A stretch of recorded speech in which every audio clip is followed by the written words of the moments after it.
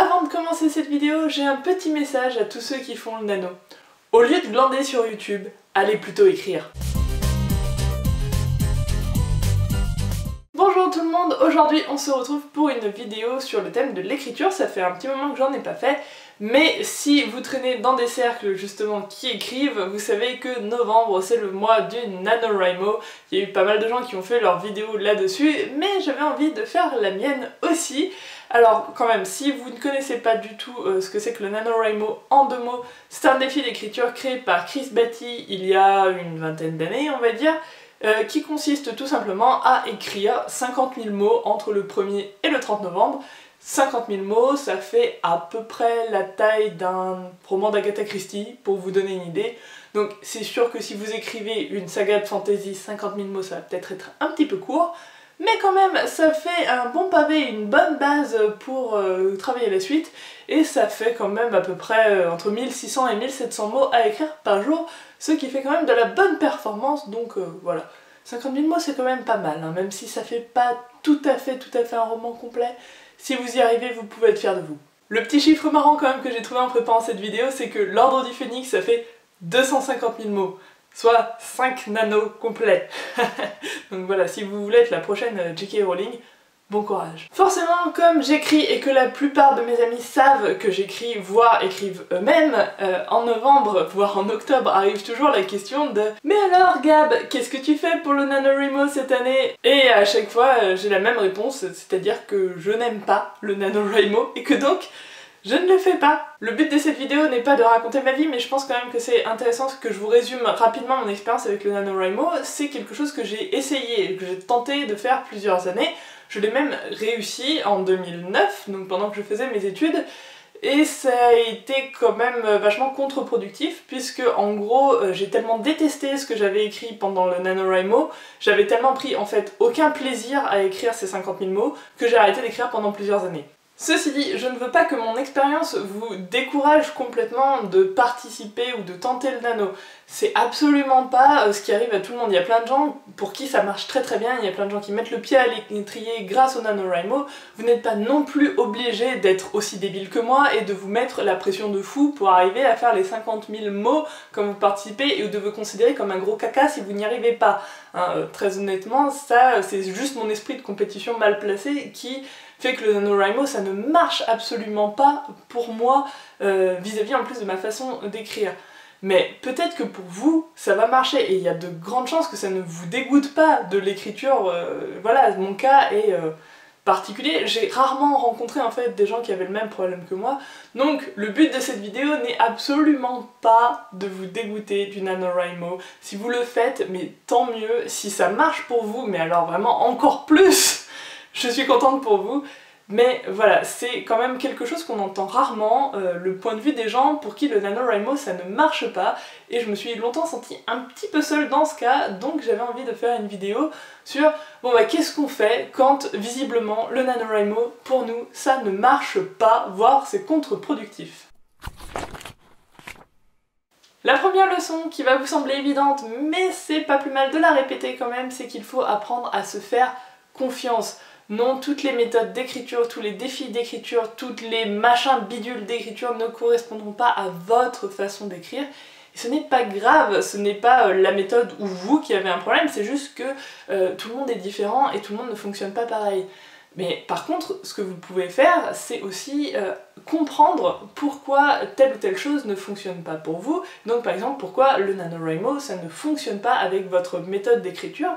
Et comme ça, vous aurez appris quelque chose d'important et d'intéressant que vous pourrez utiliser par la suite. Moi par exemple, ce que ça m'a appris, c'est que quand j'écris un premier jet, le plaisir de l'écriture pour moi, c'est de choisir les bons mots, les bons dialogues, les bonnes répliques, les descriptions qui fonctionnent bien, et donc je ne peux pas tuer et vous réduire au silence ma petite éditrice intérieure, comme on dit souvent sur le site du NaNoWriMo, c'est-à-dire que quand vous écrivez plus de 1500 mots par jour, vous n'avez pas le temps de vous dire « Ah là là, j'ai fait une répétition ici, c'est pas très joli, il faudrait que je l'enlève ». Alors que moi, c'est mon plaisir, quand j'écris, de faire ça, de me dire « Ah là là, cette répétition elle est moche ». Si j'enlève ça, j'enlève tout le plaisir que j'ai à écrire, et à quoi bon en fait? Vu que c'est pas avec l'écriture que je vais faire fortune, il vaut mieux que ça me fasse plaisir quand je le fais, vous voyez ce que je veux dire? Alors certes, ce n'est pas la méthode d'écriture la plus rapide ni la plus efficace qui soit. En fait, mon premier jet, c'est même pas vraiment un premier jet puisque je le réécris en cours de route. Ce qui ne veut quand même pas dire qu'il est parfait et qui me demande en général beaucoup de corrections après coup. Mais voilà, c'est ma façon d'écrire. Et vous savez quoi? Je pense qu'en fait, fondamentalement, c'est aussi ce qui fait tout l'intérêt de l'écriture. Il faut pas oublier que si oui, il y a des techniques, oui, il y a des choses à apprendre quand on apprend à écrire, justement vraiment sur le côté artisanal du truc, faut pas oublier non plus que c'est une pratique artistique et que l'art, c'est éminemment personnel et il y a toujours une part d'irréductible qui fait que vous faites les choses à votre sauce et que ça n'a plus vraiment de sens si vous vous contentez d'appliquer des recettes toutes faites et que surtout vous vous forcez à les appliquer même si elles ne vous correspondent pas. Et je sais que c'est pas facile non plus avec le syndrome de l'imposteur et tous les gens qui disent oui mais vous cherchez des mauvaises excuses pour ne pas écrire, mais fondamentalement, oui, faites-vous confiance, vous êtes la personne qui vous connaît le mieux et vous êtes la personne qui sait le mieux quand est-ce que justement vous cherchez vraiment des mauvaises excuses si vous êtes honnête avec vous-même, ou si c'est vraiment fondamentalement votre manière de faire et que vous n'avez pas à la changer pour correspondre aux clichés qui circulent sur Twitter ou sur Instagram. Voilà, on a fini avec la partie un peu difficile qui me pesait sur le cœur honnêtement, mais il y a d'autres choses un peu plus légères dont on peut profiter pendant le NaNoWriMo. Le conseil qui me plaît le plus en fait, c'est de profiter du NaNoWriMo et du côté social et communautaire de l'événement pour vous créer un cercle d'amis autour de l'écriture. Parce que l'écriture, oui, c'est une activité assez solitaire souvent, mais c'est tellement mieux quand on le fait à plusieurs finalement, je trouve. Il ne faut pas sortir cette phrase de son contexte. Et justement, le NaNoWriMo, c'est la bonne période pour trouver ces communautés autour de l'écriture. On repère beaucoup plus facilement les écrivains à cette période de l'année, il faut pas se mentir. Donc c'est le moment de vous trouver un groupe sur Twitter, de vous trouver un forum, de vous trouver un groupe Facebook, de rejoindre un Discord d'écriture, whatever, ce que vous voulez, ce qui vous correspond, ou un groupe d'ailleurs de gens qui se retrouvent physiquement dans la vraie vie. Et une fois que vous avez un groupe d'écriture, non seulement ça va vous servir de soutien dans les moments où vous aurez des doutes parce que vous allez pouvoir râler auprès de gens qui comprennent vos problèmes, mais il y a aussi des aspects plus pratiques. Quand vous aurez un problème, je sais pas, avec votre intrigue, vous allez pouvoir en discuter avec des gens qui s'y connaissent un peu en narratologie et qui vous donneront des meilleurs conseils que Tati Janine qui vous dira « Ah bah je sais pas, le prince il a qu'à épouser la princesse » ou j'en sais rien. Désolée Tati Janine si tu existes quelque part, mais c'est quand même utile et c'est pareil quand vous chercherez des bêta-lecteurs ou des bêta-lectrices, bah si vous êtes dans une communauté d'écriture et que vous pouvez échanger des bêta-lectures, ce sera beaucoup plus facile de trouver des gens qui auront des vraies compétences pour vous aider là-dessus. Bon, ça semble peut-être un peu utilitariste et calculateur quand je le dis comme ça, mais en fait ça se fait ultra naturellement dans un groupe d'écriture. Vous vous entendez bien avec les gens, vous leur rendez service, ils vous rendent service, c'est voilà, c'est un cercle souvent d'amis en fait qui se crée. En tout cas moi je sais que c'est ce qui s'est créé pour moi autour d'autres défis d'écriture dont je vous parlerai juste après.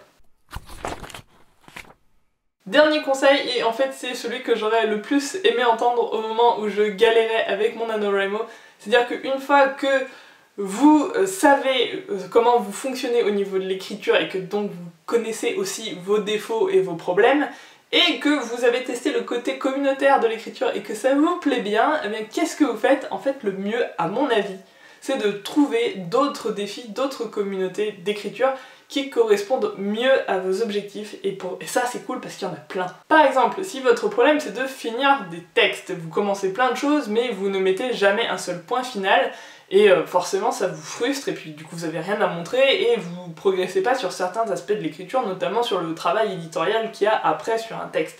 Eh bien, je pense que le projet Bradbury pourrait vous intéresser. Alors, c'est assez hardcore hein, puisque du nom de l'écrivain Ray Bradbury qui conseillait aux jeunes auteurs débutants d'écrire une nouvelle par semaine pendant un an et que si vous écrivez 52 nouvelles, vous n'arriverez pas à en écrire 52 mauvaises même si vous essayez de le faire exprès. Alors je ne sais pas si c'est vrai, je pense que c'est toujours possible peut-être d'en écrire 52 mauvaises, mais en tout cas, si vous faites ça, vous aurez fini 52 textes Et voilà, vous aurez fini des textes, vous aurez appris à mettre des points finaux à vos écrits. Bon, c'est assez hardcore, donc c'est pareil, hein, vous pouvez faire des versions un peu plus soft, une nouvelle par mois, ou une nouvelle tous les 15 jours. Il y a aussi pas mal d'appels à texte qui peuvent vous permettre de vous obliger à finir ces 10 textes. D'ailleurs, je vous mettrai le lien vers un site qui s'appelle Épopée Fictive qui regroupe plein d'appels à texte comme ça, si jamais vous avez envie de vous lancer. Si votre souci c'est d'arriver à consacrer du temps à l'écriture parce que vous avez tendance à glander sur internet ou parce que vous avez un emploi du temps ultra chargé, je pense que ce qui pourrait vous intéresser c'est le défi sablier organisé en général par Samantha Bailly, mais il est peut-être organisé par d'autres gens aussi sur internet, donc qui consiste à le lundi consacrer je crois 5 minutes à l'écriture, puis le mardi 10 minutes, le mercredi 20, etc. Enfin vous augmentez progressivement le temps que vous consacrez à l'écriture sans aucun objectif de mots. En fait vous n'êtes même pas obligé d'écrire si vous voulez, je sais pas, travailler sur le plan de votre roman ou sur... vous avez vraiment des recherches ultra spécifiques à faire, bon écoutez, vous pouvez prendre ces 15 minutes et vous dire voilà, pendant 15 minutes je cherche le nom de mon personnage principal. Personnellement, celui qui m'a le plus convenu jusqu'à présent, c'est le Flimmy organisé par Sailor Flo et Kodaleia. Alors vous allez me dire c'est pas vraiment un défi puisque en fait c'est complètement libre, on définit soi-même ses objectifs et ça peut être tout et n'importe quoi. Je vous mettrai la vidéo de Sailor Flo en description pour que vous alliez voir ça vous-même. Mais en fait, moi ça me va tout à fait parce que j'ai pas besoin de plus, j'ai juste besoin de dire voilà, je vais faire ça et d'avoir un groupe de personnes à qui le dire et qui puissent me botter les fesses si jamais je n'avance pas du tout dans mon objectif mais où je peux aller vraiment au rythme que je veux. Et pour le moment ça marche super bien parce que j'ai réussi à finir la nouvelle que je voulais finir au mois d'octobre, en grande partie grâce au Flimmy je pense. Et en plus c'est ce que je vous disais sur le fait de se faire des cercles d'écriture, le Flimmy c'est vraiment un endroit où j'ai rencontré des personnes formidables à qui je fais des bisous si elles regardent cette vidéo. Parce que voilà, c'est devenu l'endroit où je me sens bien aujourd'hui pour écrire et où je me sens en confiance pour demander tout un tas de trucs si j'ai des problèmes et aussi pour apprendre des autres en leur filant des coups de main. Voilà, c'était mes 3 conseils sur comment ne pas faire le NaNoWriMo finalement. J'espère que ça vous aura intéressé et que si jamais vous êtes comme moi et que le NaNoWriMo ça ne vous convient pas, et bien que ça vous aura aidé à faire la part des choses, parce que c'est vrai qu'en novembre il peut y avoir beaucoup d'injonctions et un peu de pression pour le faire, même si en général ça part de bonnes intentions, mais c'est pas toujours facile à vivre, des fois c'est un peu culpabilisant quand même. Bref, je voulais aussi vous remercier d'être toujours plus nombreux sur la chaîne, toujours plus nombreux et nombreuses hein, j'imagine. Ça me fait vraiment plaisir, surtout vu que le planning de sortie des vidéos est complètement erratique, mais il y aura quand même une vidéo la semaine prochaine, c'est sûr, pour un jour un peu spécial, et ce sera une vidéo avec Calo, j'espère qu'elle vous plaira, parce que vraiment ça fait longtemps qu'on travaille dessus, et c'est une vidéo auquel je tiens beaucoup, donc pour la première fois sur la chaîne, je vais vous le dire, mais n'hésitez pas à vous abonner pour ne pas la louper, parce que franchement je pense que ça devrait être intéressant. Donc voilà, je vous laisse retourner écrire si jamais vous faites le NaNoWriMo ou un substitut du NaNoWriMo ou n'importe quoi d'autre. Et si jamais vous n'écrivez pas, eh bien bonne lecture ou bon ce que vous voulez, hein, profitez du mois de novembre. Et je vous dis à la prochaine fois. Bye bye!